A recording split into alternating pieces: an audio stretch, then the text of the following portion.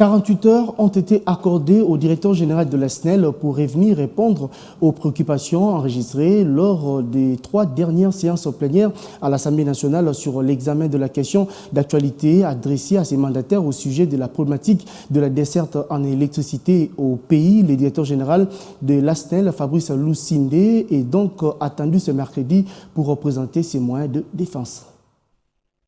Un délai de 48 heures a été accordé au directeur général de la Société nationale d'électricité par l'Assemblée nationale pour revenir répondre à toutes les préoccupations soulevées par la représentation nationale. De principe, il n'y a pas d'objection à ne pas lui accorder ces 48 heures.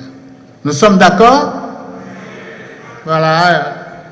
Monsieur le DG, nous vous remercions de votre disponibilité, d'avoir accepté de participer à ces 3 séances. Au cours des 2 séances plénières, il était question de la poursuite du débat autour de la desserte de l'électricité en RDC par l'opérateur public SNEL SA et surtout de la qualité des services offerts à sa clientèle congolaise. Des 78 demandes de parole adressées, 51 députés nationaux se sont relayés au perchoir pour poser des questions de fond sur la problématique de la desserte de l'électricité en RDC. Je vous remercie pour toutes ces nombreuses questions, pour la richesse des débats, pour les préoccupations que vous avez soulevées.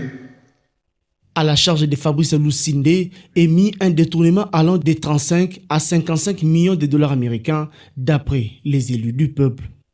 Certains députés nationaux évoquent des manques de vision et de mauvaise gestion de la SNEL. D'autres déplorent les maux qui s'étendent de la coupure intempestive, du faible taux de la desserte en énergie électrique, de la gestion des nouvelles unités, de la signature de certains contrats qualifiés de léonins pour l'entreprise et pour la République, du licenciement abusif de certains agents, des délestages érigés en mode de gestion à la facturation par défaut. Fabrice Lusinde, directeur général de la SNEL, est attendu ce mercredi à la représentation nationale pour présenter ses moyens de défense.